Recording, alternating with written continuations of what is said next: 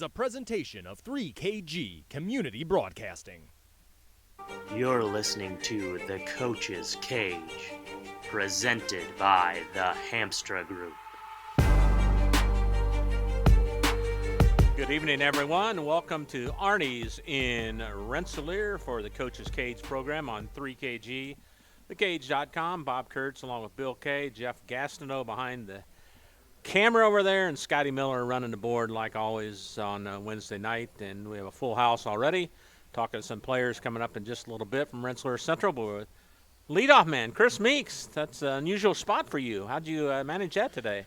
Well, I got in my 1997 Honda Accord and floored that thing all the way here and raced to the door, hoping I would beat all these guys. You beat Mark Hall there. Yeah. And photo finish. It was a great victory. Yeah. So it's great to be first. That's right. Well, let's talk about the Central Catholic game last Friday night. You've had some time to think about it. Give us your thoughts now. Yeah, Lafayette Central Catholic coming in, they were a team that played for the semi-state last year and lost a tough game in the semi-state, but they had a lot of their key components coming back. So going in, we knew it would be a tough game. They have some great athletes across the board, offensively and defensively. Their quarterback's a four-year starter, the Barrett kid, and does a nice job of distributing the ball out to athletes. So I thought our coaches did a great job preparing all week. And, you know, if you play Central Catholic and you or West Lafayette, you better be at the top of your game. And unfortunately, we were dinged up a little bit. We had some kids out with different things. Unfortunately, Dylan Kidd went down early with an injury. Kelton Hessen was still banged up from the West Lafayette game. So we were hurting a little bit in the backfield.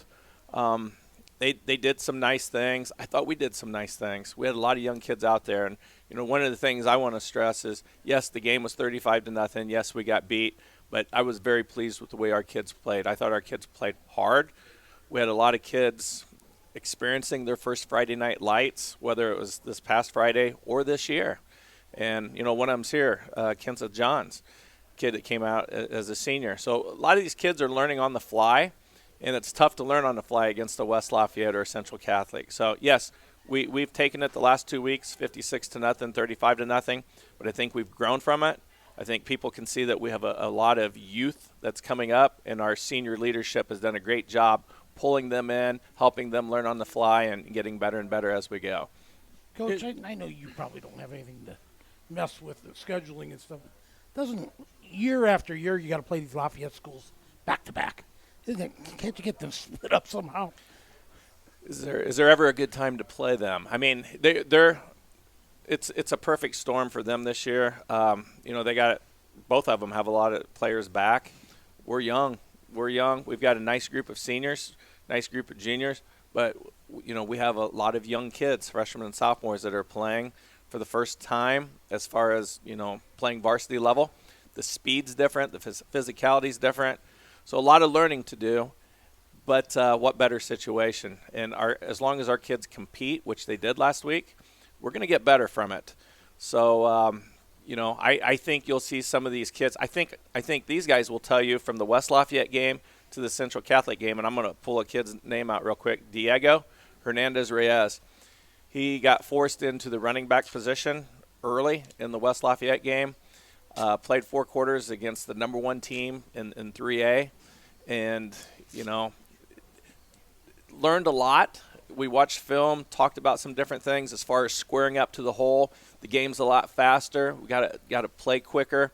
I thought he did some things better last week, and I think you'll see things better as we go on, and that's typical for a young player. And there's a lot of those kids that are in that mode on our team. So. It's a tough back-to-back games, but you know what? We've got Benton Central this week, Northwestern next week, the crossover. They're all tough games in the Hoosier. Tell us who played well for you. Well, it's kind of tough in a 35-0 game. But so, as far as individuals, I'm not really going to single out any individuals, but one of the things that I want to point out, and I kind of alluded to it, is I like the fact that our kids are adjusting and adapting on the fly. As you know, life throws adversity at you, and you got to be able to handle it. Some teams will shut down. Some people will shut down in life with adversity. So it's interesting to see how our kids would handle it. And it starts with senior leadership. We've got 2 seniors here that'll talk about that here in a little bit. But our seniors have pulled these young kids in, have worked with them, and it's even learning each play. So you'll see talking amongst the players out there, do this a little differently, or if he's slanting hard, maybe try this. So overall, not that we played well, okay, but we played hard. We're getting better, and I think it's going to go a long way in terms of us being competitive come week 10 for the tournament, which is most important. If anything good comes out of this, as far as missing some key players, and when we do miss these key players, a lot of times they're two-way players, offensively and defensively. If anything positive comes out of it, which it will, it's the fact that we're building depth come tournament time, because we fully anticipate our whole team being back come tournament time. So we are building some depth. We're seeing some young kids step up and get some good quality time. And, I think a lot of good things are coming here soon. Coach, 2 tough weeks back to back. Who on your staff handles tough situations like this point of the season best? On your coaching staff, who can handle the, rough losses like this? This is a tough time for you guys. You guys don't face a whole lot of back-to-back shutouts. Well, I think we all take it pretty hard, and I know there's a lot of Tums and Alka-Seltzer going down in my house. Ibuprofen. I don't know if any of us take it real well. Is there anybody that can spark you guys? But here's the thing: if it was a situation where our kids were laying down, or if our kids weren't meeting expectations, that's one thing. We're taking a group of freshmen, sophomores that normally would be playing on JV games on Monday nights, and we're throwing them into a West Lafayette homecoming against a team that very well could win the 3A state championship. Or throwing them out there against Lafayette Central Catholic, against a 4-year starter that has over 6,000 yards passing in his career. So I think our coaches are handling very well. We keep coaching, and our kids are eating it up and getting better each day. And we have the understanding that we're dealing with a lot of young kids, a lot of inexperience, and it's a day-by-day process. Let's keep getting better day to day, and we're doing that. So the bottom line is we're handling it very well. But you hate those losses, though. Let's talk to the players now. Yeah. Go over to Kenseth, and we'll introduce them first, if you would. All right. With the beautiful hair here, that's our quarterback, Tate Drone. And sitting over there is Kenseth Johns. Kenseth's a senior tight end. Hadn't played the last 3 years, decided to come out this year. His younger brother's a freshman on the team. Kenseth plays punter for us. He plays tight end, also is getting in on some defense. And then Tate has been starting for about 2.5 years for us at quarterback. And both these guys are very important parts of our team, not just players, but leaders. Let's go to Kenseth first and give him the headsets there, if you would. Kenseth, thanks for coming out. I appreciate it. Tell us what made you decide to come out for football this year, and tell us something about that. I mean, I've been telling my family and friends I haven't really missed it, but just watching football on TV, watching my friends and other brothers play at the younger level, I mean, I just want to come back out and try out again. I want to see how I could do. What's it been like this year? I mean, it's been a fun season so far. I mean, I've bonded with kids I've never really met, made new friends, especially family. I mean, never really talked to Tate, and we're here right now talking on the radio. It's good. And how do you handle like the last couple of weeks? How do you try and mentally get over that, or do you? What do you try and do to put a positive spin on things? I mean, I try to take it in as fast as possible, and then once I run it through my head a couple of times, I just try and throw it out. This has got to be kind of a strange just experience with COVID going on through the school. You never know when it's going to stop, and, affect you guys. More so with you with jumping in now back into the team. Can you explain, what some of your emotions are? Just the difference this year compared to your past couple years where you didn't play football. I mean, I've always been a 3-sport, 2-sport athlete, and I've always been scared, like on the PA and everything, when your name gets called down in the office, you just never know what's going to happen. You never know if you're going to go in there for a meeting, if you're leaving school for a doctor's appointment, or if you're getting quarantined.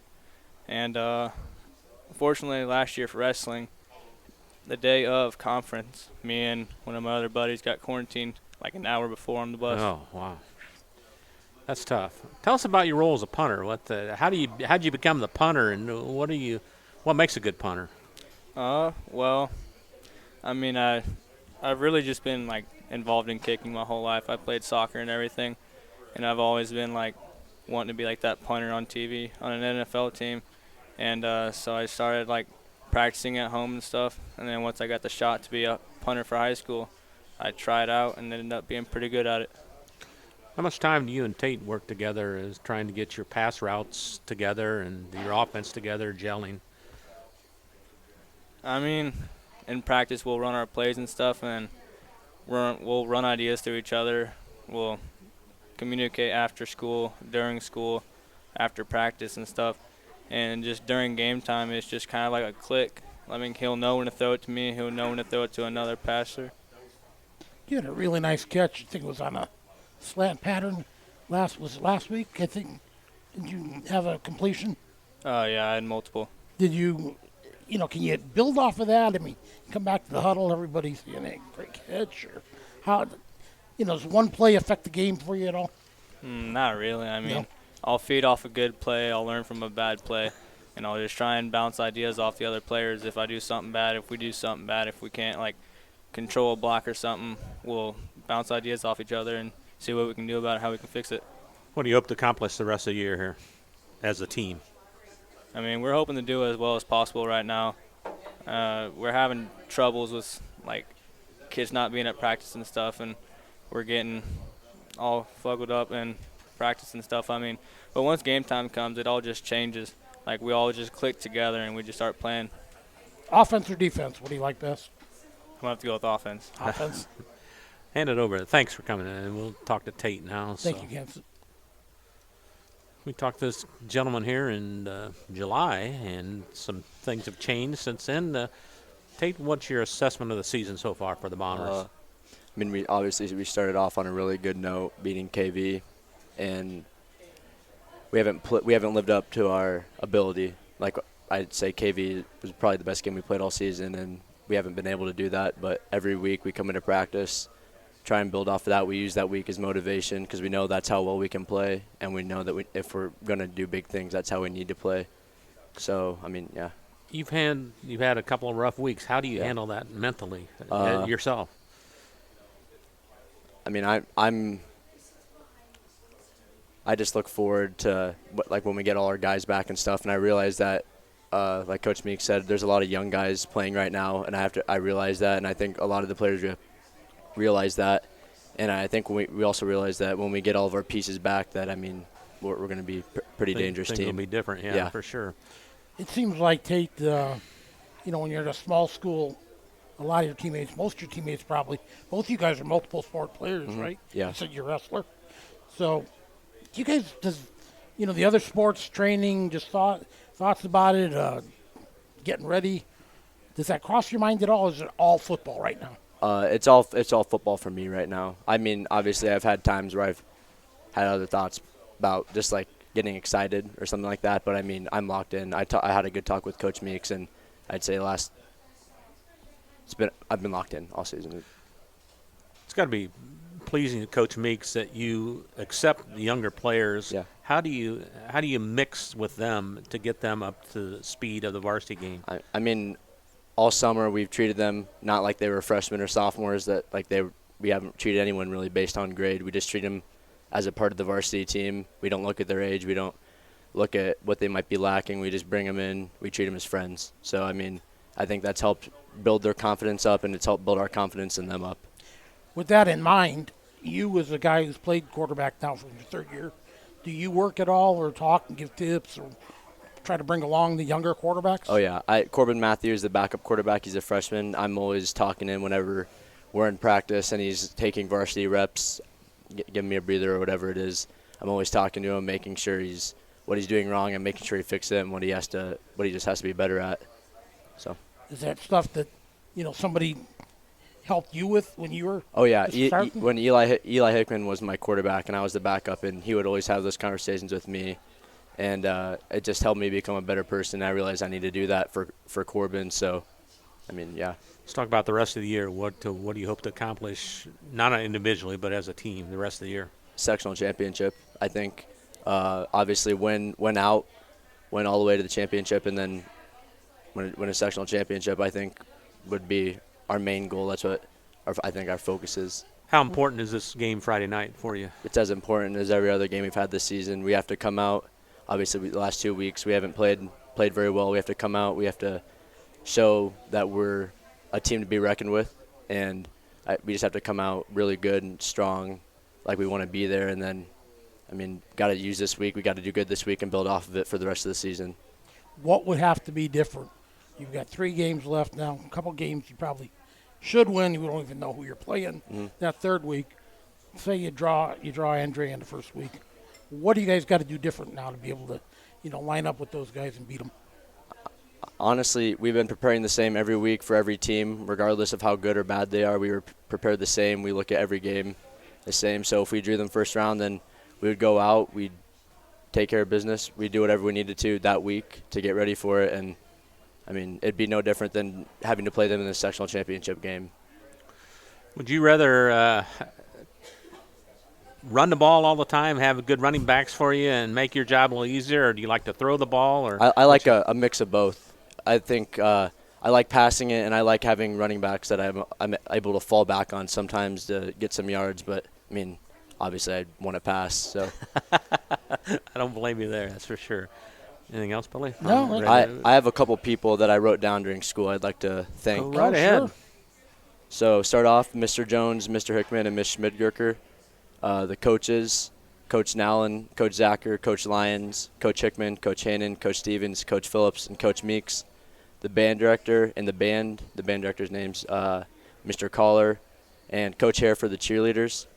The individuals who run the concession stand, Carol Minter, Randy Denton, and Kyle Wright.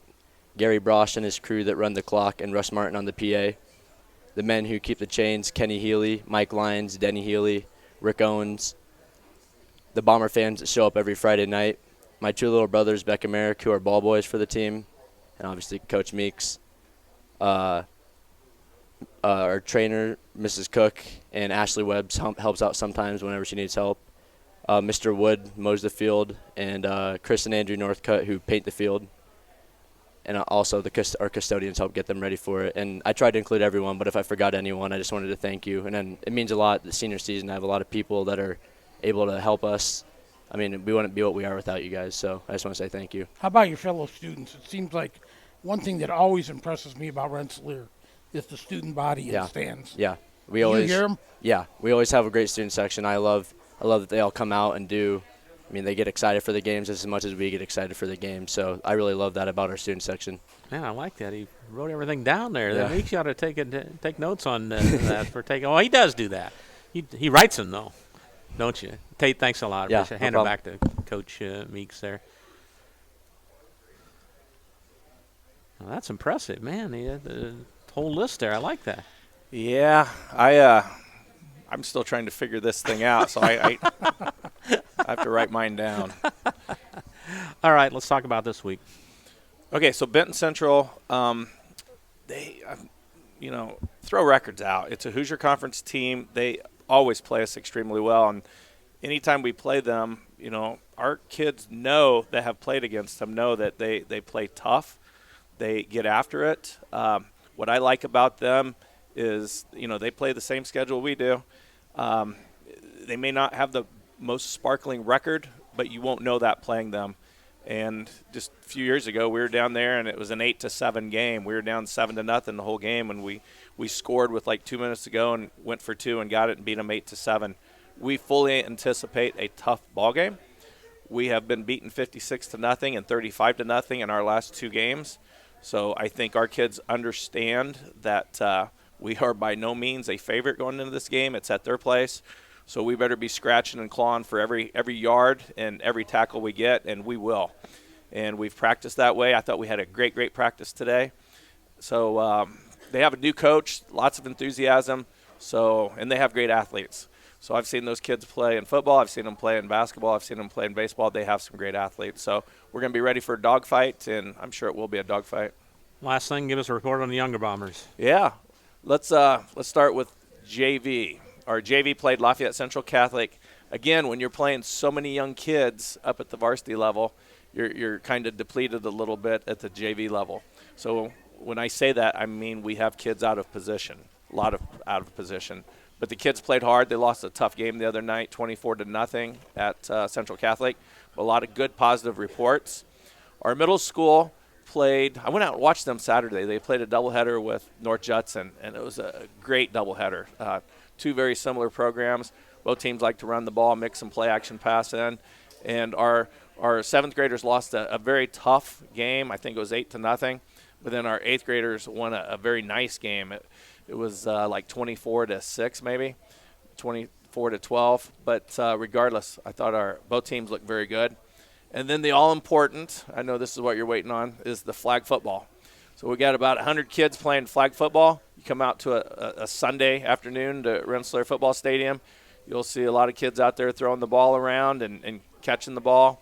So flag football is off and running. They're in their third week. We go 6 weeks, and it's great to see those kids come up with some great plays out there and doing some great things. So we're very pleased with where we are with our young kids.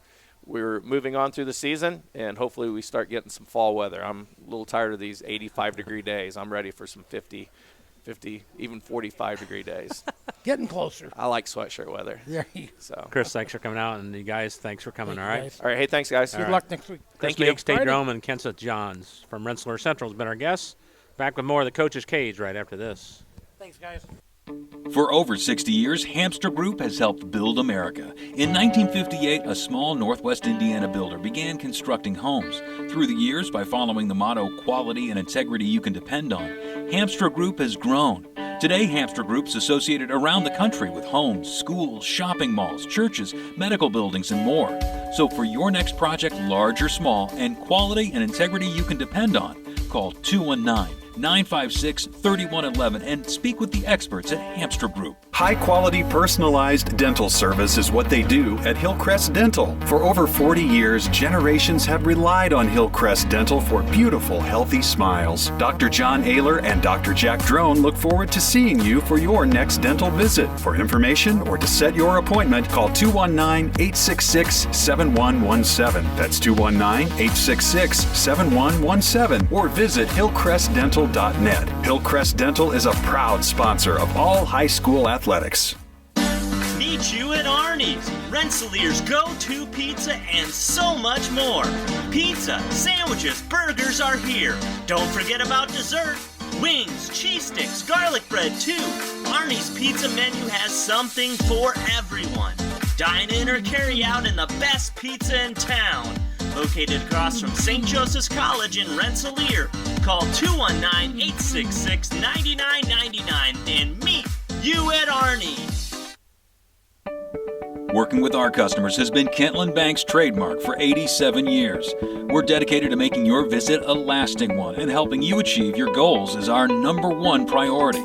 With 5 locations, Kentland Bank offers all loans needed for today's businesses and families, including car loans, mortgages, agriculture, and commercial loans. We're here to make your busy life less hectic by offering online and mobile banking, bill pay, and P2P payments. Member FDIC and Equal Housing Lender. Hi, this is Chuck Clark with the Underwood Insurance Agency, formerly Preferred Insurance Group. Are you tired of being sacked every month with your auto insurance bill?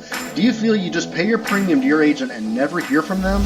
We at the Underwood Insurance Agency work with over 10 insurance carriers to get you our best rate and coverage we can, and we pride ourselves on serving our customers like they are our family. We are conveniently located in Remington and Lafayette. We can be reached at underwoodagency.com. Reach out to us to score big savings. You're listening to The Coach's Cage, presented by the Hamstra Group. Welcome back to Arnie's Pizza in Rensselaer, Coach's Cage Show. This is week number 7 already. Unbelievable, Coach Mark Hall from West Central. Just season rocking through here. Hey, we have started believe it or not, the new feature here started up last week. We're looking for somebody to participate with us.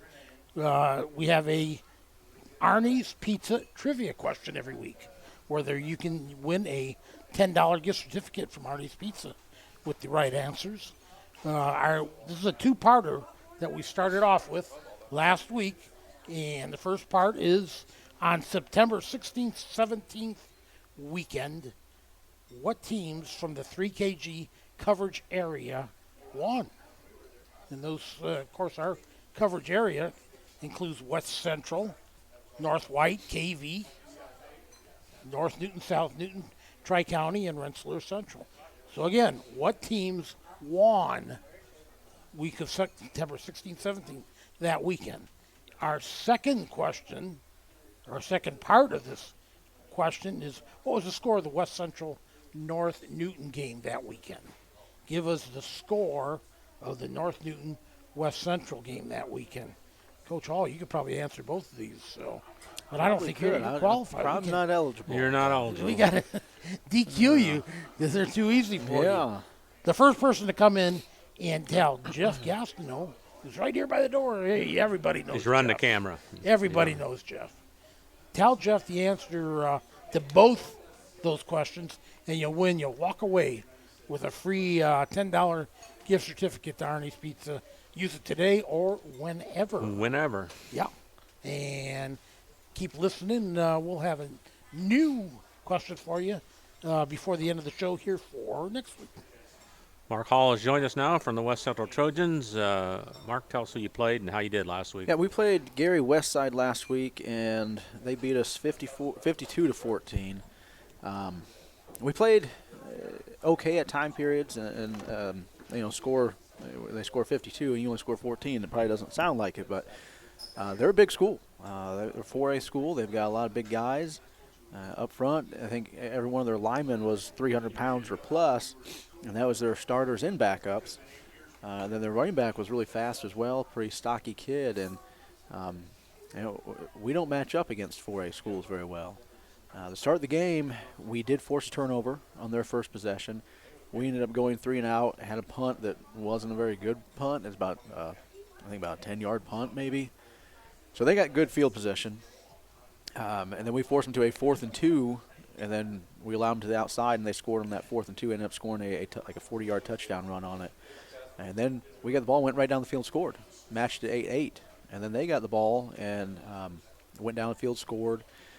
And then on the next kickoff, we mishandled it, bounced off our chest as we tried to catch it, and they recovered it and then scored again.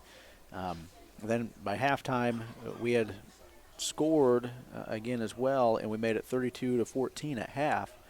So it was not horribly out of reach yet. And we had the ball to start the second half, and we decided we were going to go with a play-action pass. They had been stacking the box quite a bit with their guys because we had been trying to run it, and we had okay success running it with our midline stuff with Bladen Huber and Gerardo Salazar, but we decided to do a play-action pass, and we just underthrew it. We had the wind at our backs. We thought we could be able to get a good pass on it. We just threw it too far to the middle instead of out to the sideline, and they intercepted it and then had good field position. Then they ended up scoring twice in that third quarter, then one more in the fourth to make it 52-14. Coach, how many players does typical 4A team come with? How many did they have? Yeah, how many they did they had? I believe they had 60-some, close to 70. Wow. Yeah, they had a lot of guys. Wow.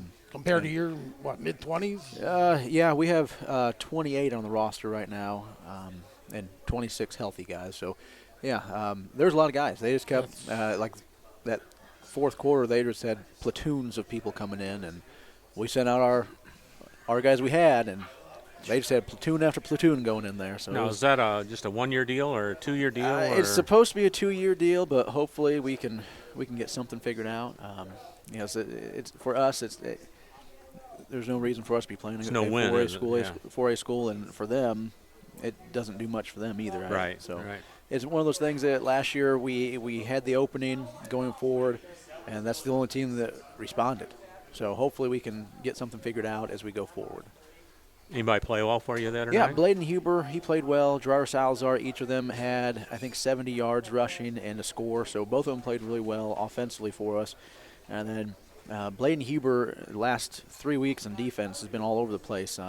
His total tackle numbers 3 weeks ago against Culver, I think he had like 18, and then the next week he had 19, and then he had 18 again in total tackles. So he's been all over the place on defense for us. You could get used to that each week, couldn't you? Yeah, he's like, and that's the thing with our tackles. We haven't had a whole lot of just solo tackles the last couple weeks. It's all been assisted tackles because we've got 2, 3, 4 guys at the ball, and so that's what I like to see. Now, unfortunately, we may have missed a solo tackle before then, but then we got guys rallying to the ball, which was good for us this last week, and so he played well. Bladen played well. Tristan Sizemore also had, I think, like 13 total tackles. Then Aiden White as well also had, I think, 10 total tackles. So we had a lot of guys just getting to the ball. I think overall we had, again, like I told you, we got 26 guys that were dressed. I think 18, 19 of them had a tackle or a assisted tackle on the night. So we had a lot of guys in there getting playing time. So it was nice to see that at least. I heard you talking with the other coaches here. You're a little banged up this week, right? Well, we got some banged up a little bit from there, but we got a lot of kids out with something. It's the time of the year where weather's changing, crops are getting harvested, so there's a lot of allergy things going on. But we've had a lot of kids absent this week, so hopefully it's nothing too serious and we can keep moving forward. Who do you play this week? Go ahead. Does the team still have a good, attitude? Atmosphere? Yeah, the kids, I mean, they enjoy being there. They enjoy being around each other. So we're just, trying to, right now with the last couple of days, we've had, 8, 9 kids out absent from school and not at practice. So it's been one of those things trying to piece together what are we going to do at practice time, because you can't just line up and play offense versus the scout or something like that. Now we got to figure out, well, how can we put something together here to get some usefulness out of this practice? So we've had to do that last couple of days, which has been a little chaotic at times, but the kids have done what we've asked. So that's, again, all we can ask as coaches. What's up next now? We play Winamac this Friday at home. Now they've had some games off too, haven't they? They have had 2 off this year so far. They didn't play against LaVille or North Judson those 2 weeks. So it's one of those things, like, I know on that side of the county, they've had a lot of issues going on. They're kind of like South Newton, where they've had a lot of kids quarantined here and there. There's been different time points where I've heard their JV team has been quarantined and not their varsity guys. So it's a mess. It really is. But hopefully we can play the game Friday. And if you play, that's a big rivalry game. It is. It is a big rivalry game. Unfortunately, we haven't been, able to win any in a while. It's been since 2012 since we've last beaten them. So, and unfortunately, like, it's a rivalry, but it's a rivalry that sometimes is very one-sided, and then all of a sudden, like, we get 2, 3 wins in a row, and then it goes back to being one-sided again. Like, for whatever reason, there's not a whole lot of there's like back and forth each year type thing. So it's one of those things we gotta keep getting better, keep working at, so we can get that to be more competitive each year. What do you hope to accomplish the last 3 weeks of the season here? Well, these last 3 weeks, we've got 3 more opportunities to get ready for sectional and go from there. We got guys that, we had to move around a lot of guys at the beginning of the year, and it's just now they're starting to figure some things out at their positions and how to, like, the ins and outs of it. So we just got to keep getting better at it. One of the things I think I told you guys last week is we need to keep working at our triple option. So that is something I want to see these next couple weeks as we get that going a little bit better. Because we have some counter things we can do off of that, but we got to get that thing going first before we can get into the counter stuff off of it. How's the younger Trojans coming around? Well, we're missing about 2 or 3 guys. So you don't have a JV schedule? We don't have yet. a JV. If we had another 2 or 3 guys, we could get that JV schedule in there, feel pretty comfortable with it, but we just don't have that quite enough kids to make that work. Our middle school team finally played again. They had like 4 weeks there where there was some type of weather, some type of team canceling, something where they didn't play. And they had one before that, and then they had about a month off, and they just played last night against North Judson. And North Judson apparently has some really big guys that are a lot of 8th graders, and we only have 5 8th graders, and we have like 6 7th graders and 7 6th graders. So again, we're just not very big, and we got to do something to fix that. But the kids played hard from what the coaches told me, and first quarter they were right there in it. And then Judson pulled away in that second quarter, and then second half he said they played fine again. So it's just one of the things we got to keep working at every level and keep getting better.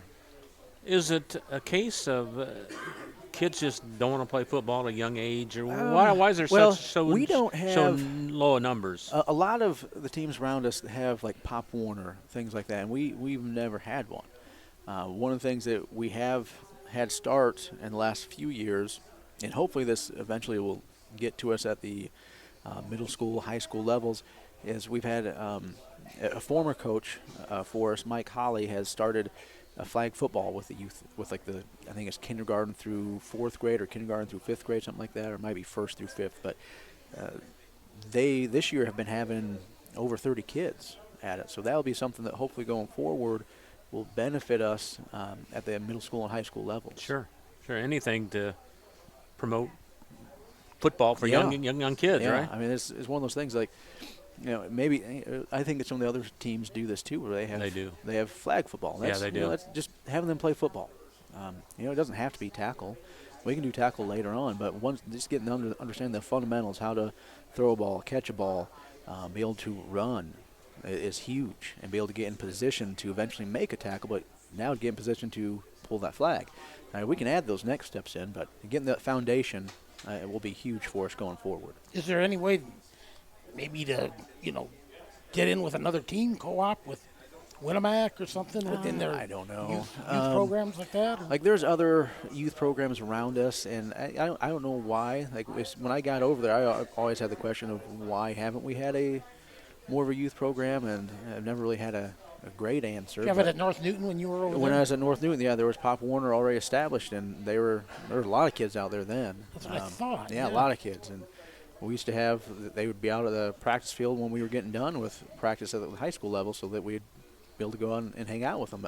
And that's kind of what the flag football thing here at West Central is going on, is they're doing it right outside of where our practice is, so our kids, they get to go see them a little bit as they leave the field.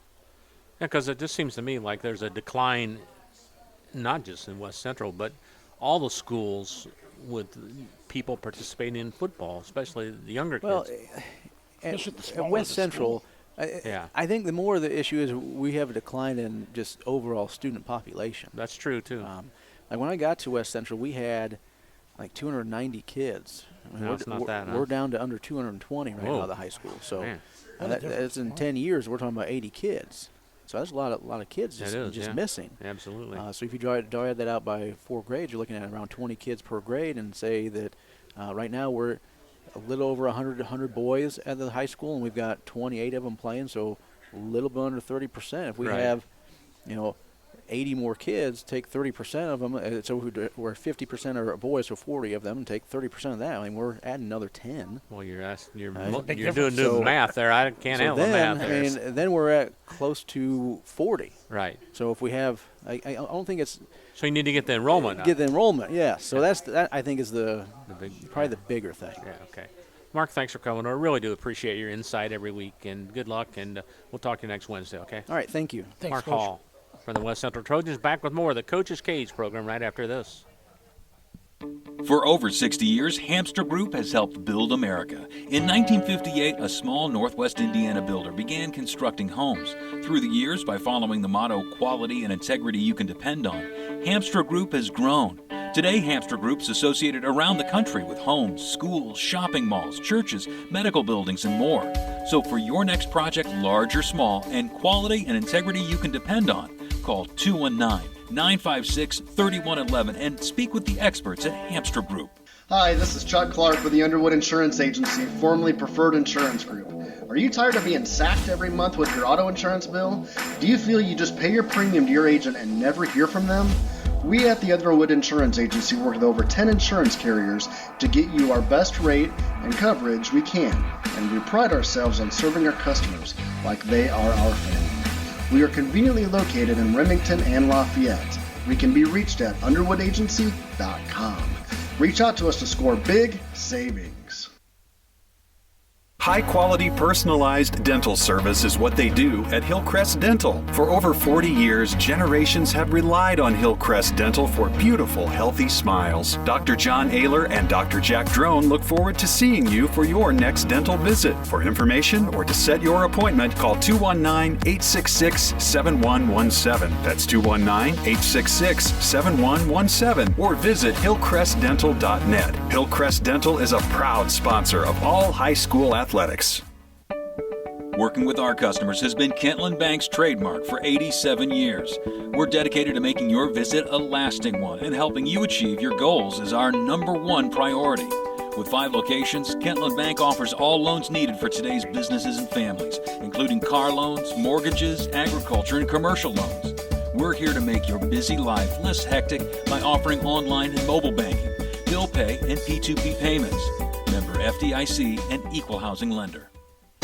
Meet you at Arnie's, Rensselaer's go-to pizza and so much more. Pizza, sandwiches, burgers are here. Don't forget about dessert. Wings, cheese sticks, garlic bread too. Arnie's pizza menu has something for everyone. Dine in or carry out in the best pizza in town. Located across from St. Joseph's College in Rensselaer. Call 219-866-9999 and meet you at Arnie's. You're listening to The Coach's Cage, presented by the Hamstra Group. We do appreciate the Hamstra Group for being one of our fine corporate sponsors, along with Hillcrest Dental, and thank Arnie's for feeding all the coaches here. I know they appreciate that, and talking a little, mainly Midwest Conference coaches here. We have a majority of them. Of course, most of our schools are in the Midwest Conference, and we really do appreciate them coming, taking the time out of their busy Wednesday and joining us here.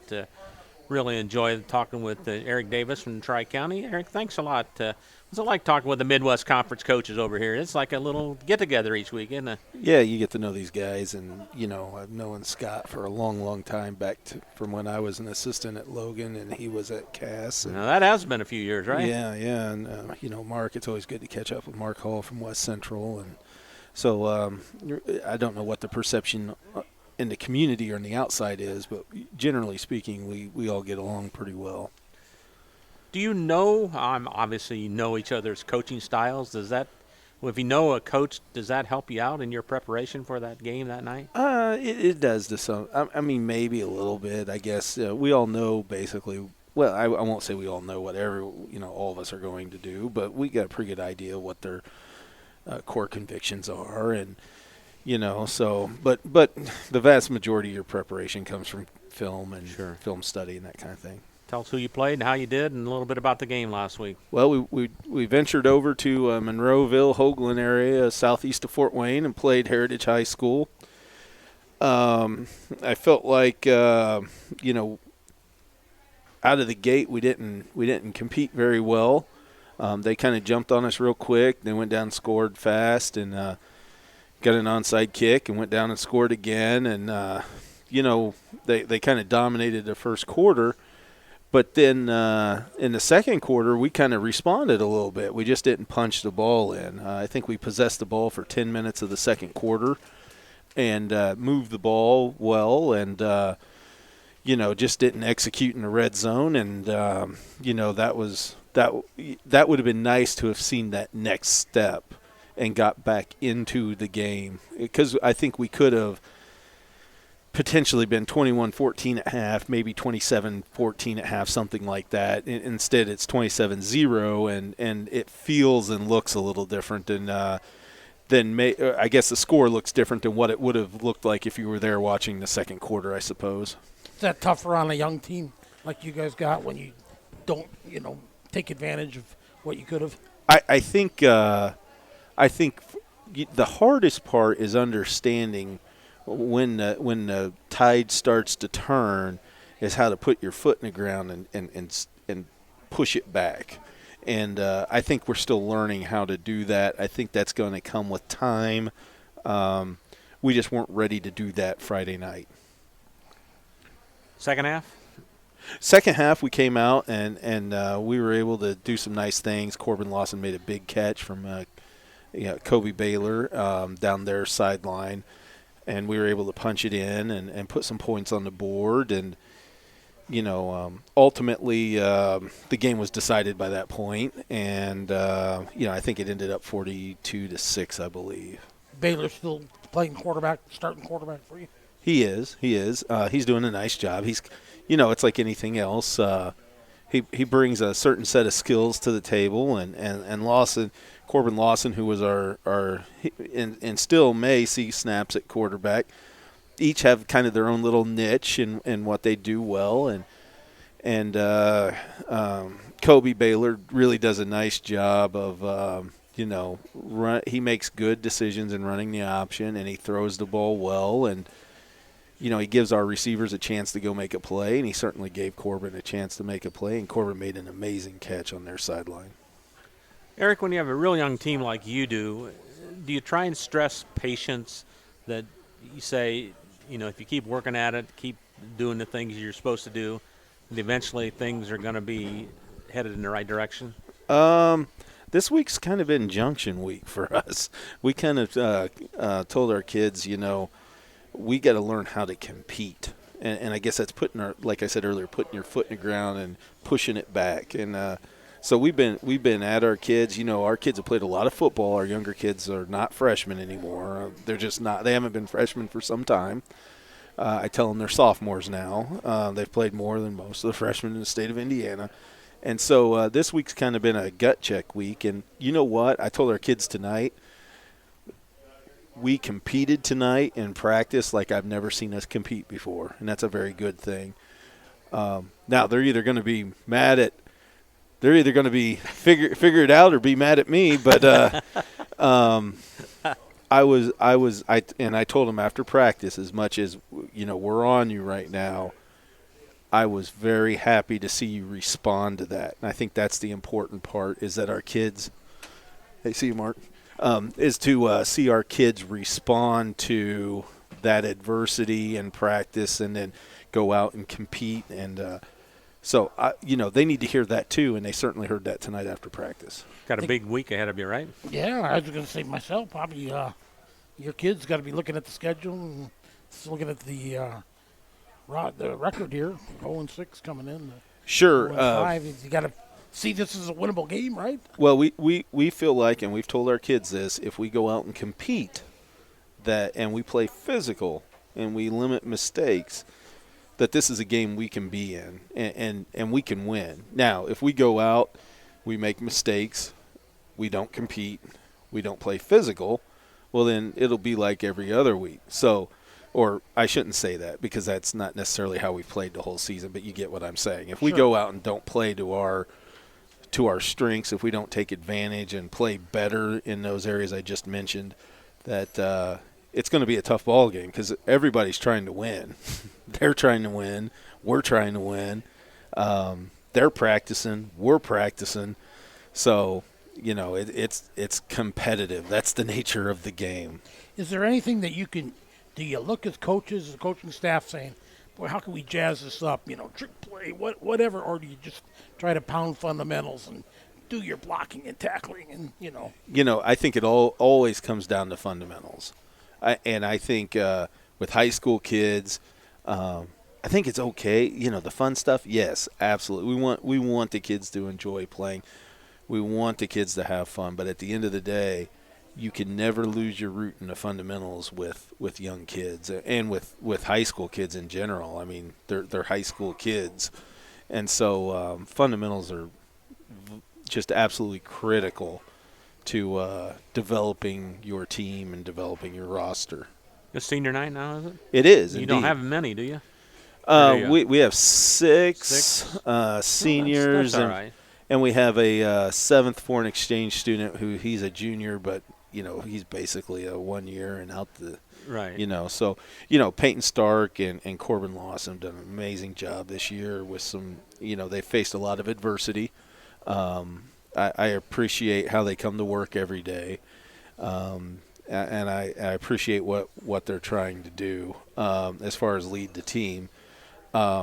They've done an amazing job this year, and we have some other seniors that have played a lot of football, and they're working hard too. And Bryce Baylor, very impressed. Even tonight, like just filling in our Oklahoma drill, you started to see some really nice things. Xavier Cantrell this season has battled and battled and battled. And so, Caleb Anderson, he's been out ill this week, or, well, at least today. And, he up front on the offensive line, he's worked hard. So we got a group of seniors that are, obviously in an adverse situation with so many young kids. I think 13 of our kids are freshmen, and, it's just one of those situations where you just keep battling, and every day you get a little better, and you talk about, how important that is, and see where it takes us. Are they strong enough? They working hard enough in the weight room and getting, stronger that way? Every culture, every job I've come into has challenges, right? And I think that typically with programs that haven't won or have struggled, it's about the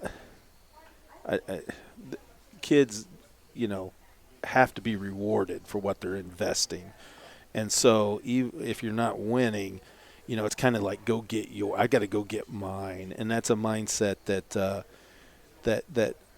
over the course of putting in a new program, you're constantly talking about the idea of team and how important team is, and we can only be as good as everyone on our roster, whether it be the 27th kid or the first kid. And so that's that kind of parlays into the weight room situation, which is and it's not these kids' fault, but they went through a year with COVID, no weight room, and then you went the year before, late hire, no weight room, and so now the weight room's being renovated, and so the weight room end of it is going to be absolutely critical to developing our team.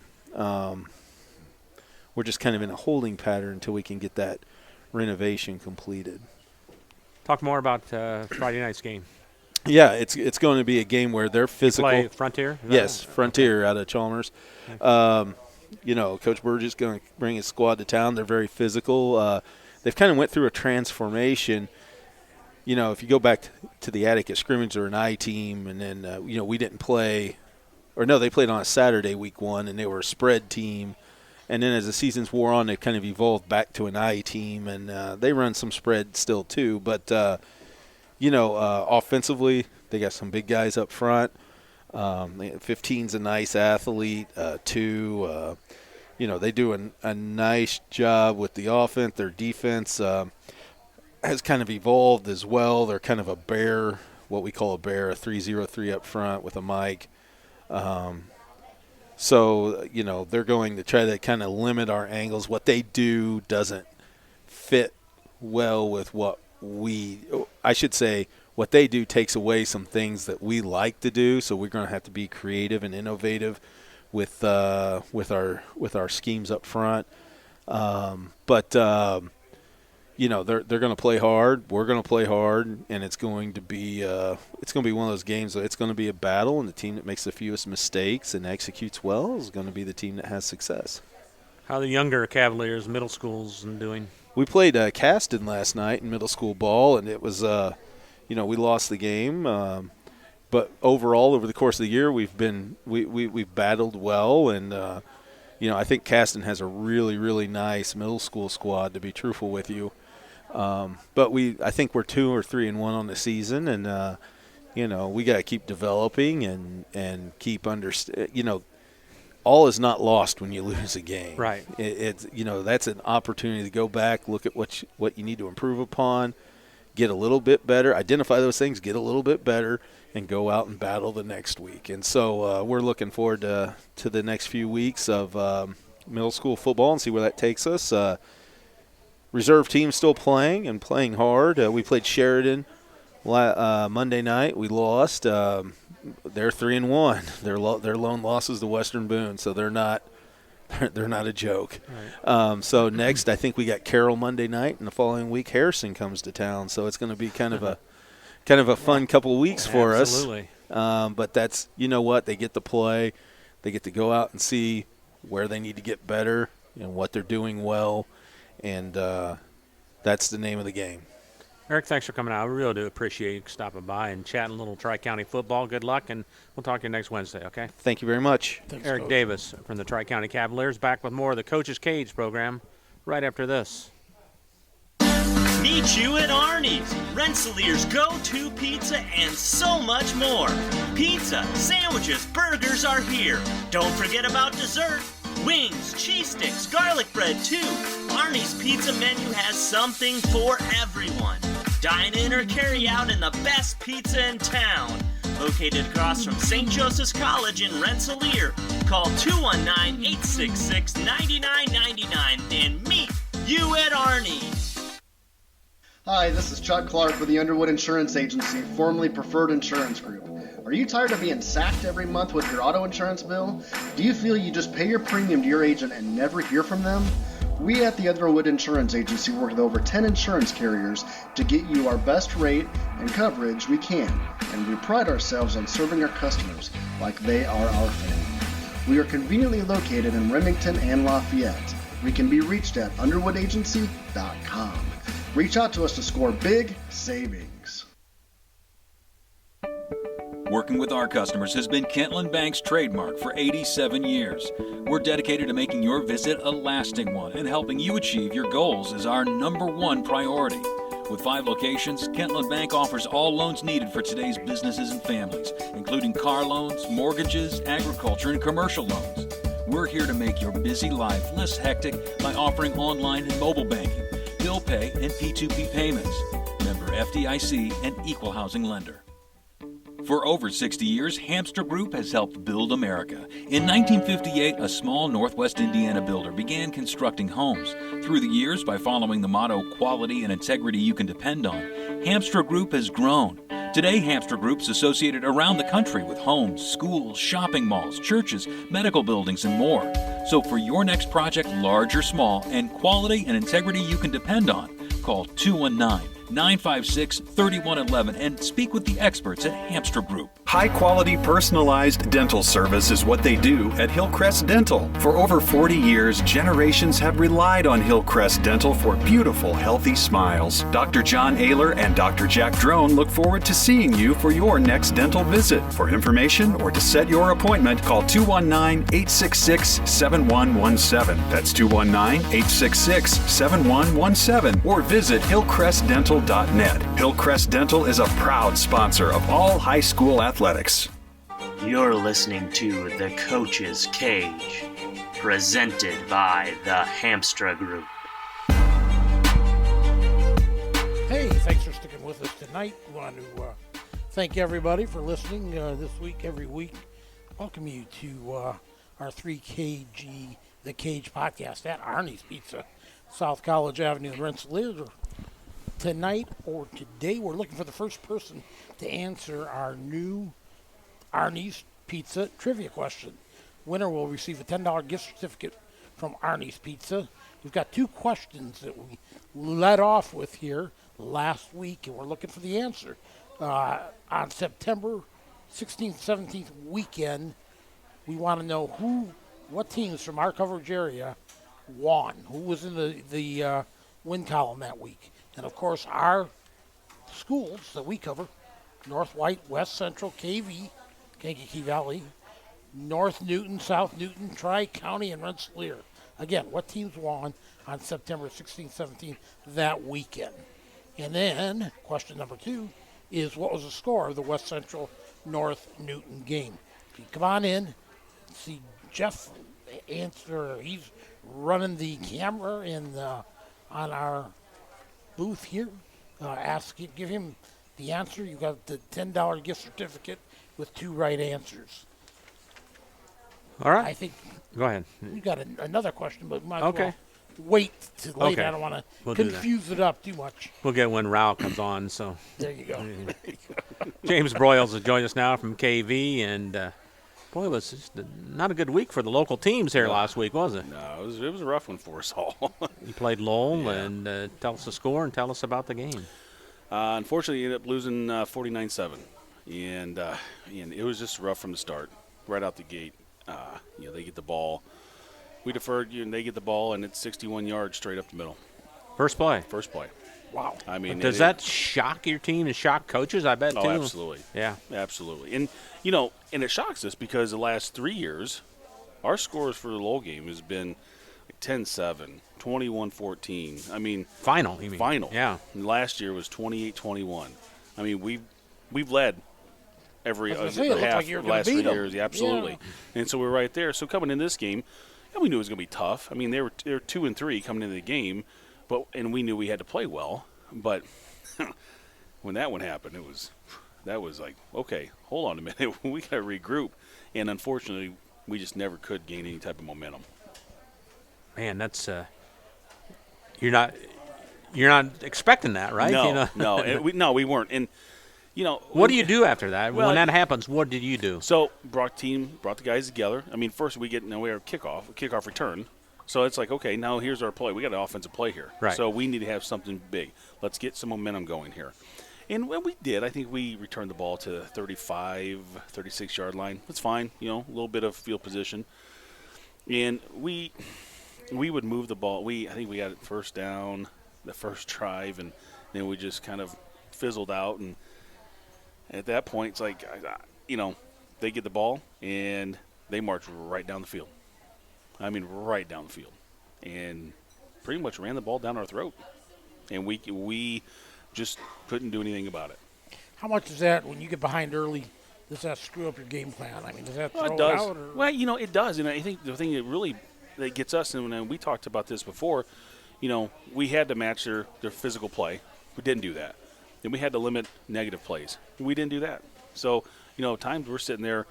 You're at 1st and 10, and you got the ball. You try to, whatever play we're trying to run. And all of a sudden, next is 2nd and 12. That's a little different play call. Then you get a couple yards. Now you're back at 3rd and 10. 3rd and 10 isn't the ideal situation in those ball games. Especially against a team like Munster. So it does. It changes things. It puts pressure on. Obviously, it puts pressure on the kids, and you hate to have that for them because. One, they know it's a big game. It's a big rival game for us, conference game, and you get down really quick, and they start tightening it up and start playing, playing not to lose, and you start playing not to lose. Things happen. Bad things. It is. Bad things happen. People stand still. They don't want to get beat really bad, so they stand still. Well, if you stand still against a team like Lowell, they're going to hit you in the mouth, and it's exactly what happened. What did you tell your team after the game, or did you say anything? I did. I told them we have to regroup and we have to have better effort. My biggest thing with our team, again, I love our kids. They're great kids. The biggest thing, we have got to sustain hard play through the whole game. I mean, it's high school football. If you could play hard all game, you give yourself a chance. But you take plays off or you play not to lose, you stand around, you're not going to win. And you're definitely not going to win in our conference. So, that's what it was. It's challenging them mentally. Mentally, where are you at? That's what we talked about. And I wanted to, need them to look at themselves in the mirror and say, okay, where am I at mentally? Where are we going to go from here? Either you're going to fight or you're not. And it's tough. When you get hit in the mouth, are you going to respond? If you're going to respond, how are you going to respond? And so that's where we've been. And I thought we've had a couple of good practice sessions here these last 2 days, kind of picking up pace, moving forward, which has been really good. But it has been just a focus on mentally where are you at and challenging. Overall, how's the health of the Cougars? Given, we still have guys out. We have guys out for the year. We have a handful of them that we won't see play this year, unfortunately, and they're all starters. We're getting back a couple of guys. We got a kid coming back. He won't be back for the Hobart game, but for the next 2 games and then through sectional, we'll have our defensive tackle back, Daniel Buck. He'll be back for us. So I mean, which is great. It's nice to get kids back. I'm happy for them. They get to play. But we're still kind of just sitting there how we were the last couple of weeks, with some injuries to some key areas that, you're trying to shuffle kids in and out, trying to get them playing time in positions that they haven't played a lot in. So, and you're getting playing time in situations and games where you're getting a lesson learned really quick. Focus and practice this week. What have you been trying to work on? Consistency in our effort and just getting rid of the mental mistakes. The team coming up, they're good, right? I mean, Hobart's good. It's what it is. Can't change anything about it, but we can always change the way. I mean, we can control our effort and our attitude and how we approach a game and how we play, and that's just the way we have to do it. And then we kind of let it go how it does. What are you looking to accomplish here the last few weeks of the regular season now? I think just try to build momentum. I mean, I hate to always go back to the Harrison game, but I know we lost that game. But that game, to me, really kind of told me a lot about about these kids. When we ended up losing, was I think 59-21, whatever. But man, they fought and they played hard with that team, and that team was better than us in every aspect of the game. I mean, they athletes everywhere. I mean, they were better than us. But our kids fought, and they played really hard, and they gave themselves a shot. It's just unfortunate we came up on the other side, with some negative plays that we talked about that happened and, whatever. But that game really said a lot, and I think now transitioning that, how we played there to this end of the year, I mean, I don't know what's going to happen on Friday night. I mean, they're all 16, 17-year-old kids. You never know what's going to happen. But I do know that if we come out and we're mentally prepared and we can just play physical football, and we can do that, the next 2 weeks, going into the Highland game, going into sectional, I mean, we'll give ourselves a good opportunity going into the postseason. I talked to Chris Meeks. I asked him earlier. They had a rough 2 weeks here, back-to-back with tough Hoosier Conference foes. Mm-hmm. Had to go to West Lafayette and then come back and play CC, and that's typical, always on their schedule, those two back-to-back. You face these three tough part of your schedule here, where it seems like it's always Lowell and then Hobart and then Andrea. And then do you ever wish you could just kind of rearrange those and put one early and one in the middle, maybe close the season with one? Yeah, I ask every year.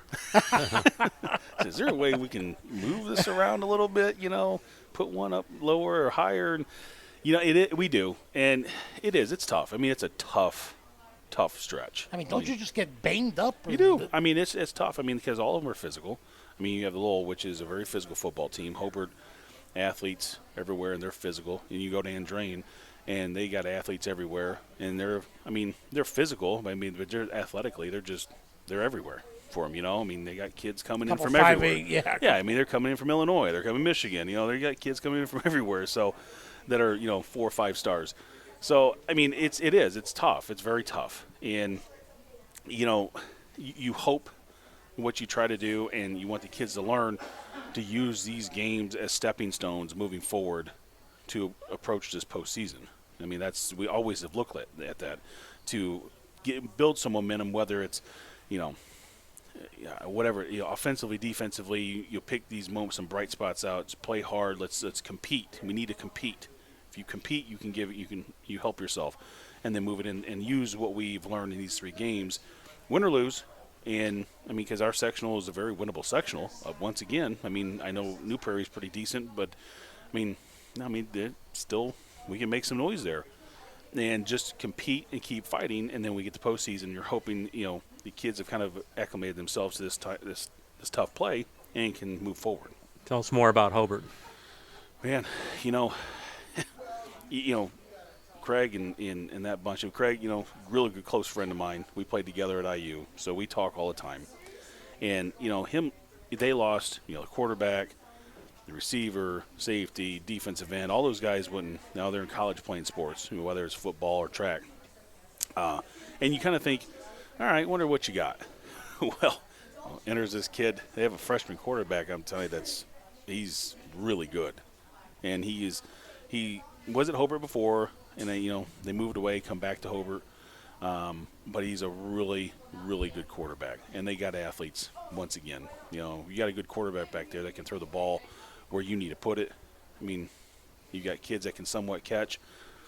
They're probably going to catch the ball, especially if the ball's right there, and that's where they are. And the run game, they once again, a lot of physicality up front. I mean, their offensive line's big, they're strong.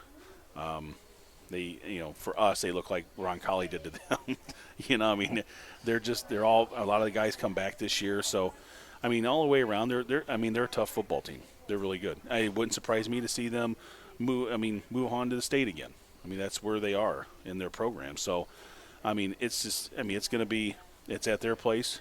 I think it's their homecoming, I think it is. So, I mean, everybody's going to be excited, and the stadium's going to be packed. There's going to be a lot of fun going on up there for them. So it's just one of those things, we got to compete. How about the younger Cougs? Give us a little report on them, like you always do. Yeah, JV team's doing pretty good. They went up face Lowell this week and this past week, and in a Blues in 21-14. Had a chance to win the game, and unfortunately, there's a couple passes dropped that, just the way football works. But they're still doing really well. I mean, I think it's only their second loss of the year, so they've been doing really well. Freshman team, undefeated still. You keep rolling. Tomorrow, they're going up. I think they got Hobart, and we'll see what happens there with them. And I know Hobart's freshman team, I guess, is a pretty decent ball club, and so we got a good opportunity there, and and then they'll have Highland the last week, and so it'll be good for them. I mean, they have a great opportunity to finish the season undefeated, which is really nice. Good for the kids. Middle school, 8th grade's they're about 500 football right now, and our middle school kind of got really, really kind of messed up there before, things changed with the mask mandate, with a lot of quarantines, a lot of kids missing football. So they've been doing pretty well despite all that. I mean, at 500 there, I know the 7th grade, they didn't play for darn near 3 weeks because of all that stuff. So, and they're coming out and they're winning some ball games. So, doing really good. I really, really I'm encouraged what we're seeing, coming up, and it's fun to see. It's winning. It's amazing what winning will do for you. Builds a lot of confidence. James, I'm sorry. Go ahead. Before we let you get away, I do want to ask you to relay our congratulations to your daughter. Oh, thank you. Now tell us about that. You have volleyball a pretty good program athlete in your Broyles family, right? Yeah. My goodness. Yeah. We heard some good things about what she accomplished. Oh, appreciate that. Yeah, you know what? Last night she broke the career kill record at KV, and it was 1290, 1289 was the record, and she ended up last night after everything was done, I think at 1294. Hit kills. How do they describe those? So kill is off any pass or bump or set, and someone as you hit the ball or whatever, if it lands and no one touches it, they consider that a kill. It doesn't necessarily have to be a 50-mile-an-hour fastball being hit by somebody, as long as it lands, and no matter what it is, it's a kill. And so yeah, she's done well.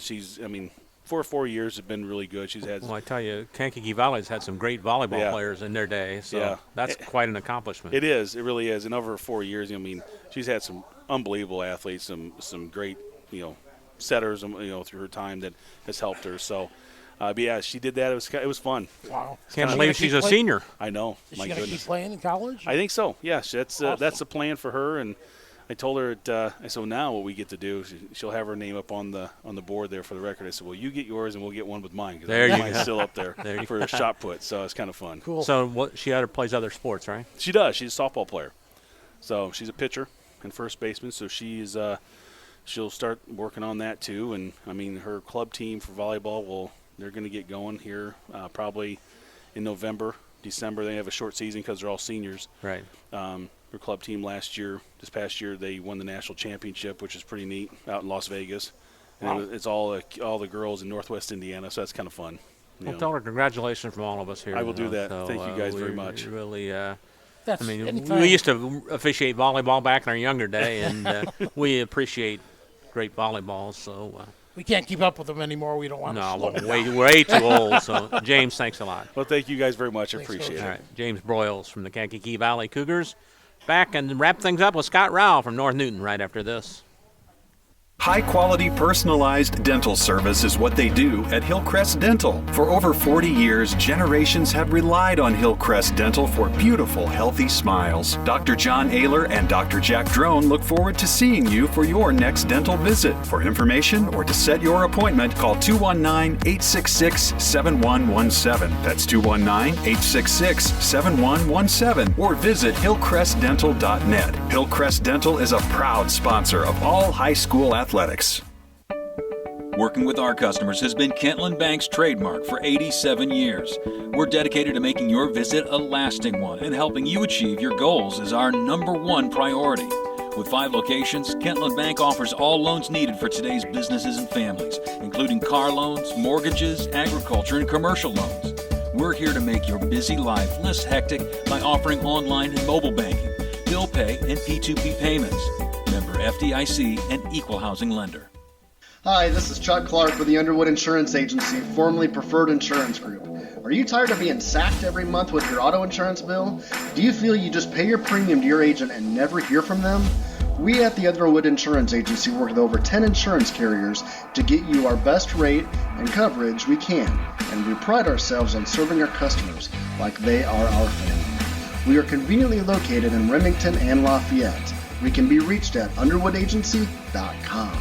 Reach out to us to score big savings. Meet you at Arnie's, Rensselaer's go-to pizza, and so much more. Pizza, sandwiches, burgers are here. Don't forget about dessert. Wings, cheese sticks, garlic bread too. Arnie's pizza menu has something for everyone. Dine in or carry out in the best pizza in town.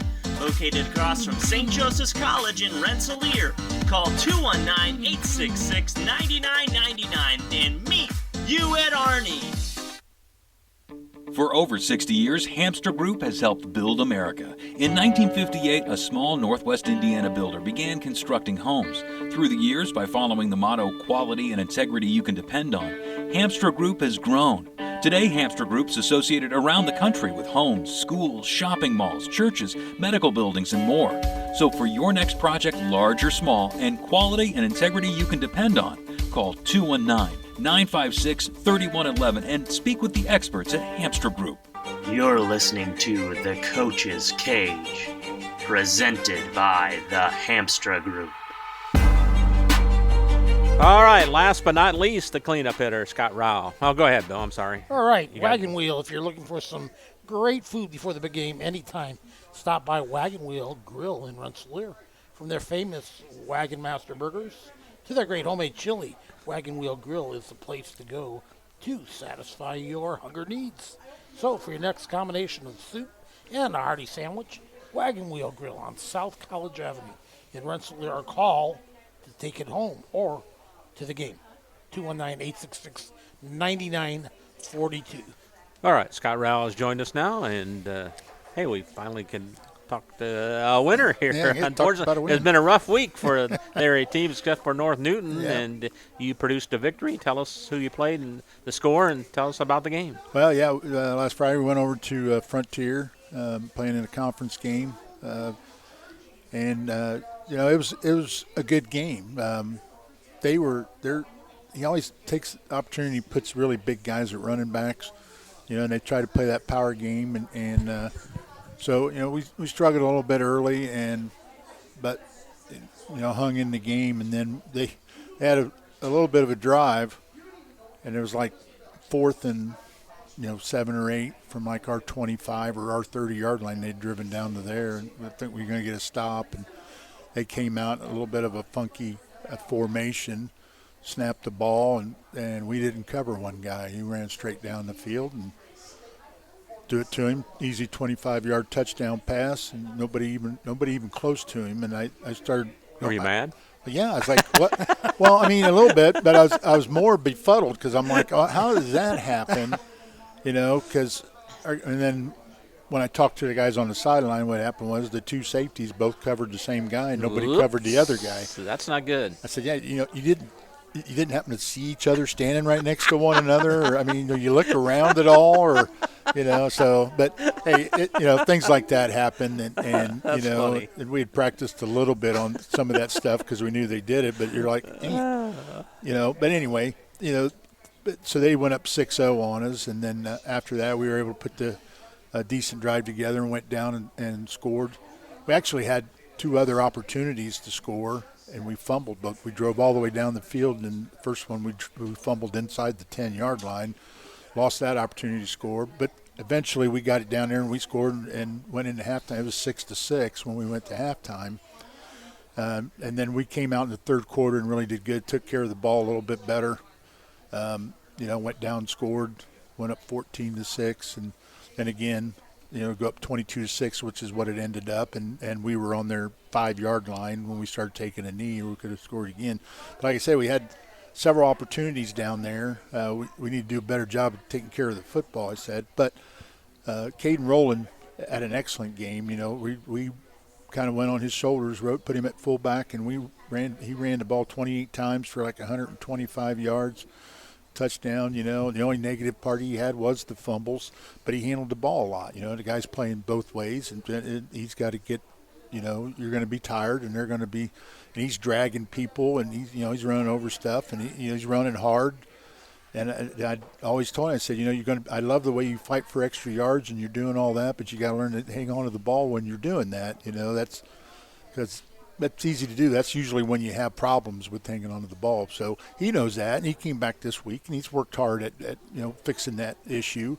He runs the ball hard, and he did a great job for us. I mean, we just ran him and ran him and ran him and ran him. The play was working, so we just kept running it a lot. We wasn't a lot of variation in what we did offensively, but it produced the win. And defensively, that's what smart coaches do, don't you? Well, yeah, they find something that works. Well, that's funny because it wasn't this year so much, but we'd had one year where I remember hearing from the sideline. You hear your fans every once in a while when they're yelling, and they always said, "Run the play that works." Why don't you run those plays that work? And I'm like, well, let me know what they are, beforehand, because it's kind of hard afterwards. So then, you run the same play, and then they're like, hey, you're always running the same play. I said, I know, but you told us to run the plays that work, so we are. That's what we're doing. So, but it was a good win for our kids, and I think we were able to wear them down a little bit. They kind of wore down, and we were picking it up as we went through the third and fourth quarter. The kids showed, a lot of resiliency going right through it, and I was very proud of them, for what they did. It's a good win for us. Who else played well for you? Well, we had, several. Yeah, up front, we had Matt Berry and Ern Klinsky on our strong side, and we were running that way, and Andrew Clovis at the tight end. Those guys, and Gavin Johnson, Braden Schoon were halfbacks and, blocking and stuff, and we ran a lot of power and a lot of stuff right over there, and we were on that side, and we really rode with them, and those guys all did a nice job of blocking and figuring out what we needed to do to get yards and when we needed crucial yards, and so I'm very proud of that we're doing that. And defensively, we did a nice job. I thought we took away a lot of things that they wanted to do and made them try to do other things. So we got him into where he had to throw, and that was a little tougher for him. So, we did a nice job on that, and everybody really played fairly well. I was pretty pleased with across the board. How does the Midwest Conference stand now? Where are you at now? We're at 3-0 with 2 games to go. We got to play at North White. Yes, not this week, but the next week we play at North White, and then we got finished with Tri-County. So we got North White and Tri-County left.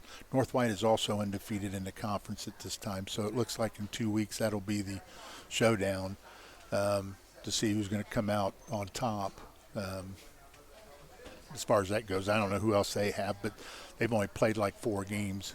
So and North White plays at South Newton this week. Yeah, so. They played South Newton. So they got some games coming up, and right now, like I said, we're undefeated. North White's undefeated. South Newton's only got the 1 loss to us. So that might be a pretty good game Friday night, South Newton, North White, to see how that goes.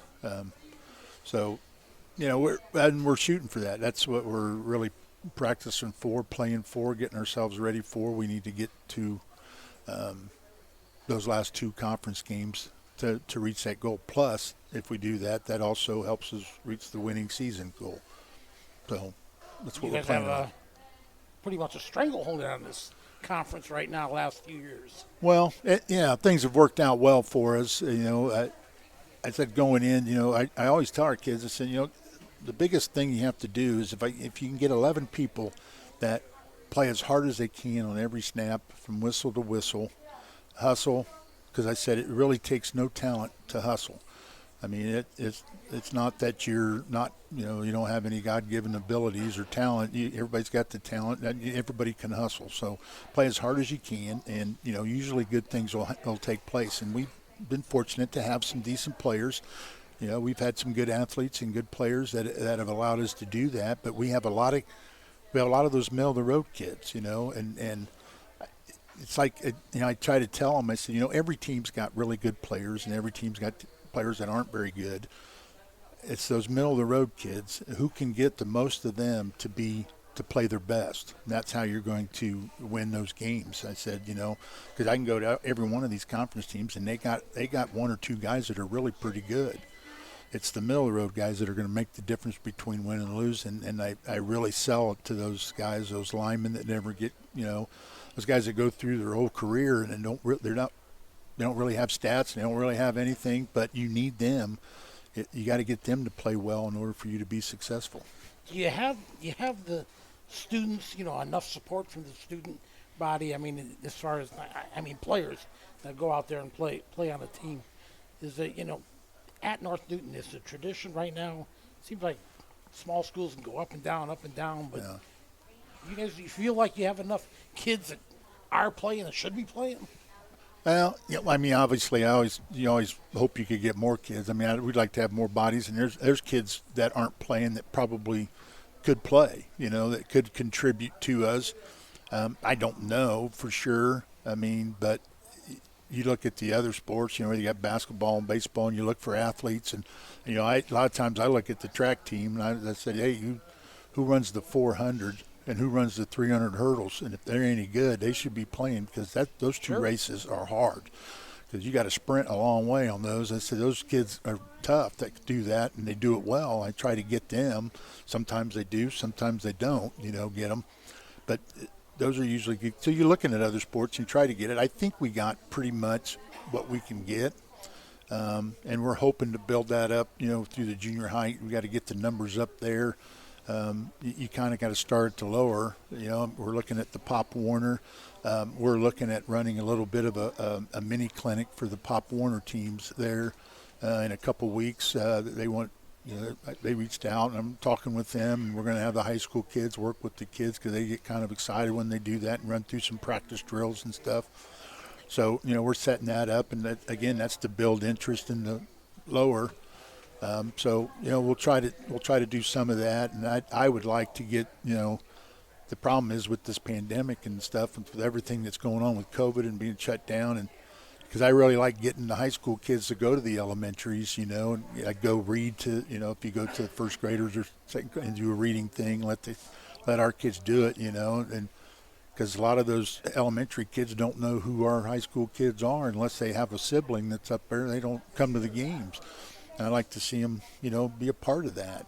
But our student body does a really good job. I can hear them, and especially at home games, it might not be quite as good as an away game as we would like, but the parents are traveling well. We're starting to really travel well. We're getting good crowds, and things seem to be on the uptick as long as we can, keep doing what we're doing. Focus and practice this week, and who do you play? We're going to be playing at Delphi, so the focus this week was to really work on ourselves a lot. We're trying to work a lot of individual stuff and try to get our skills back up, based on whoever we have practicing, or who's not quarantined. Are they still a sectional opponent or no? No, they're in a different sectional. Okay.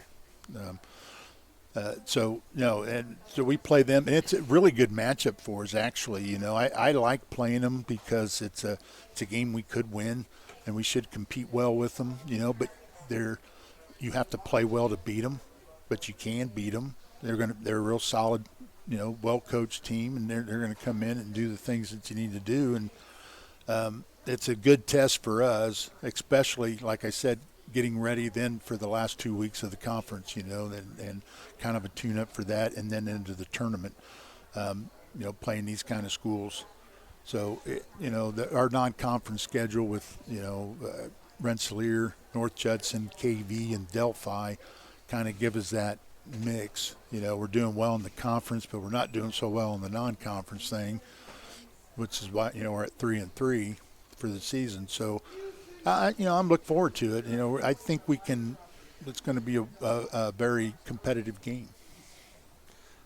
How about the younger? So we'll always start off with, or finish up with the younger Spartans. Well, yeah, the junior high kids of course, they were out all last week, so they didn't play any last week because we went to e-learning last week at the school, so we weren't even in school. So all junior high stuff was canceled last week, and they're back now practicing. So I don't think they're playing this week because they needed to practice some because they didn't practice at all for like a week and a half. They hadn't practiced. Now they're back, and then they'll have like 3 games left. I think they've played 3. And, each game they've gotten better. They haven't won one yet, but each game they're getting a little bit better, figuring out what they need to do. So, I'm looking forward to them being able to finish up the season if we can stay away from, having any more positive cases. We've had a lot of those positive cases in the last month and a half. How important is it for the Spartan varsity these last 3 weeks? I think it's huge for us to head into the tournament. Again, our emphasis is really on the conference, and we're going to really work hard to get those last 2 wins, and then really go into the tournament. And we got to get a tournament win. I've done it 3 years, and we haven't won a game in the tournament in the last 3 years. True, we've won the conference 3 years, and that's great. But in the tournament, we need to get to that next step of getting in there. And we need to get a good draw for one, so I can get some games in. Instead of having Andrean right out of the bite. I don't really look forward to that. But I don't think anybody does. No, being in the same sectional with them, it doesn't, So, we'll see how it goes. Scott, appreciate you coming over. Yeah, and no problem. Good luck Friday night. We'll talk to you next Wednesday. We'll have the North Newton game on 3KG in a couple weeks. So good deal. Thanks a lot. All right, thank you. Scott Rao from the North Newton Spartans back to wrap things up on the Coach's Cage on 3KGthecage.com. It's Chuck Clark with the Underwood Insurance Agency, formerly Preferred Insurance Group. Are you tired of being sacked every month with your auto insurance bill? Do you feel you just pay your premium to your agent and never hear from them? We at the Underwood Insurance Agency work with over 10 insurance carriers to get you our best rate and coverage we can, and we pride ourselves on serving our customers like they are our family. We are conveniently located in Remington and Lafayette. We can be reached at underwoodagency.com. Reach out to us to score big savings. For over 60 years, Hamster Group has helped build America. In 1958, a small Northwest Indiana builder began constructing homes. Through the years, by following the motto, quality and integrity you can depend on, Hamster Group has grown. Today, Hamster Group's associated around the country with homes, schools, shopping malls, churches, medical buildings, and more. So for your next project, large or small, and quality and integrity you can depend on, call 219-956-3111 and speak with the experts at Hamster Group. Meet you at Arnie's, Rensselaer's go-to pizza, and so much more. Pizza, sandwiches, burgers are here. Don't forget about dessert. Wings, cheese sticks, garlic bread too. Arnie's pizza menu has something for everyone. Dine in or carry out in the best pizza in town. Located across from St. Joseph's College in Rensselaer. Call 219-866-9999 and meet you at Arnie's. High-quality personalized dental service is what they do at Hillcrest Dental. For over 40 years, generations have relied on Hillcrest Dental for beautiful, healthy smiles. Dr. John Ayler and Dr. Jack Drone look forward to seeing you for your next dental visit. For information or to set your appointment, call 219-866-7117. That's 219-866-7117. Or visit hillcrestdental.net. Hillcrest Dental is a proud sponsor of all high school athletics. Working with customers has been Kentland Bank's trademark for 87 years. We're dedicated to making your visit a lasting one, and helping you achieve your goals is our number one priority. With 5 locations, Kentland Bank offers all loans needed for today's businesses and families, including car loans, mortgages, agriculture, and commercial loans. We're here to make your busy life less hectic by offering online and mobile banking, bill pay, and P2P payments. Member FDIC and equal housing lender. You're listening to The Coach's Cage, presented by the Hamstra Group.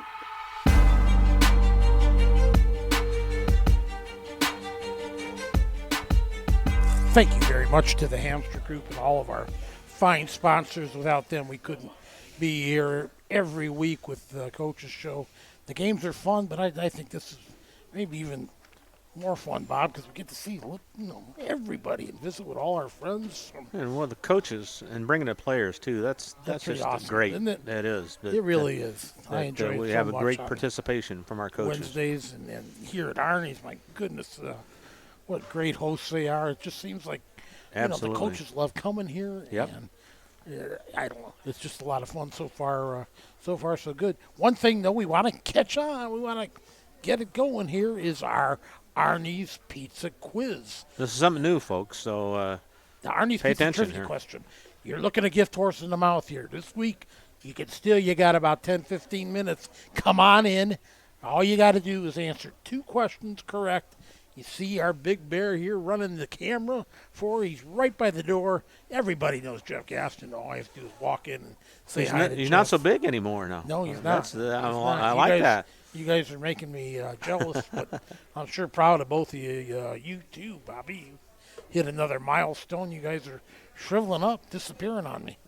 I got to join the bandwagon. That's right. We're going to take you with us. Please do.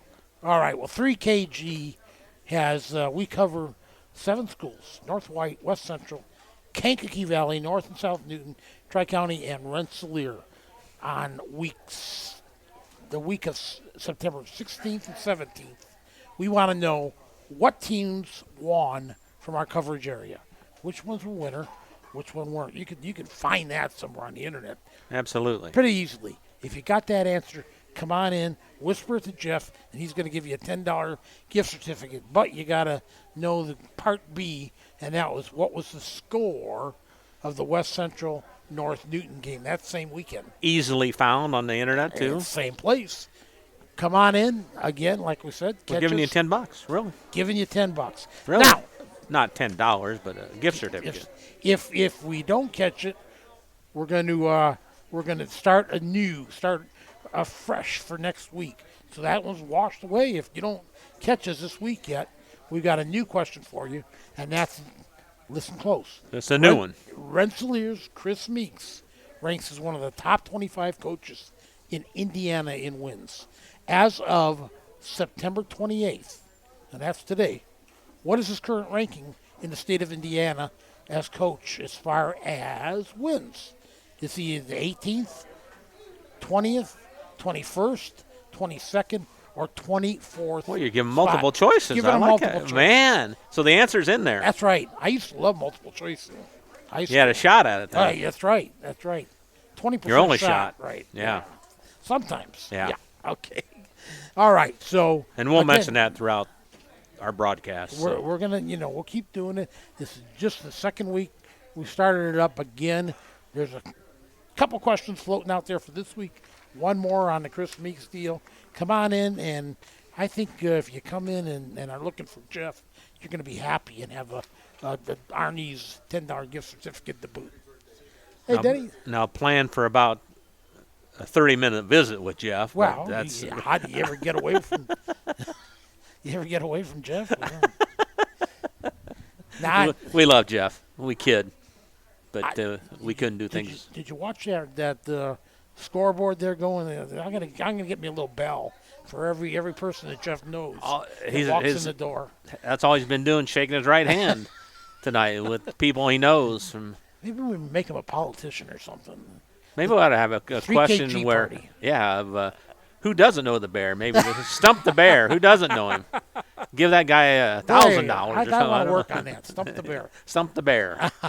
We're going to incorporate that somehow into our broadcast here. I don't know.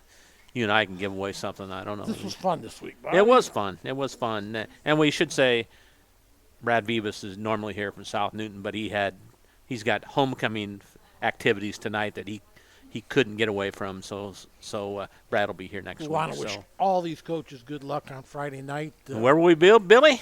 Hey, what's that? Where we'll be Friday night? We will be at South Newton High School, and another first, maybe, hopefully, for 3KG will be this camera that Coach Gastineau is running over here. So, very well. We're going to try to hook that up for the game from South Newton and bring you guys video to go with our audio Our call. maiden voyage with that in high school football.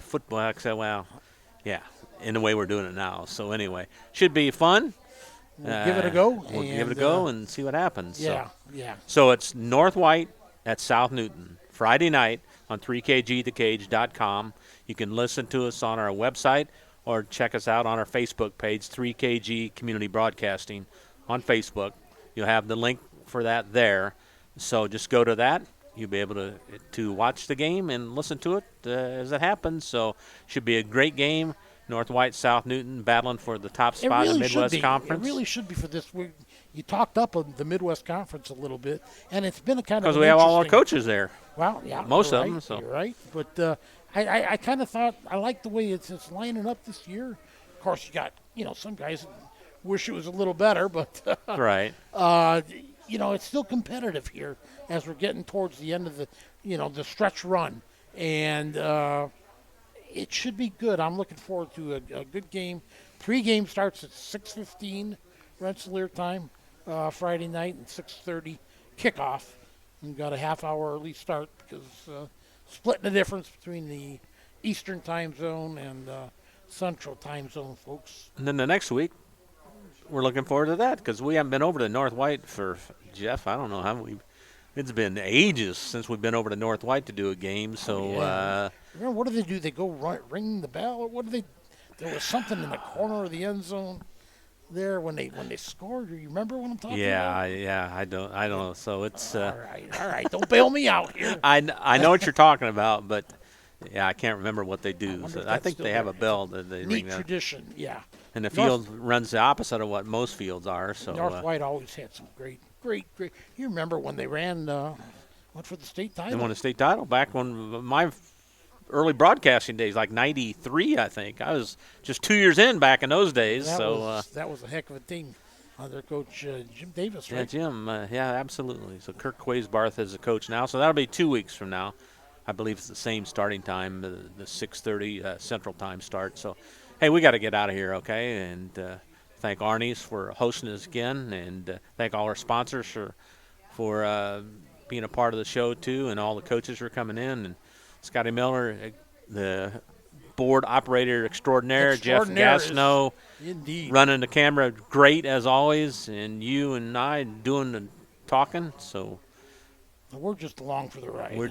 We are absolutely just along for the ride. If people know us, they know the real thing, right?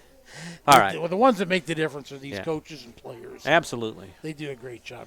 So we'll see you Friday night on 3kgthecage.com. It's North White at South Newton, 6:15 pregame, 6:30 kickoff. Till then, for my partners Jeff Gastineau and Scotty Miller and Bill Kay, this is Bob Kurtz. So long, everybody.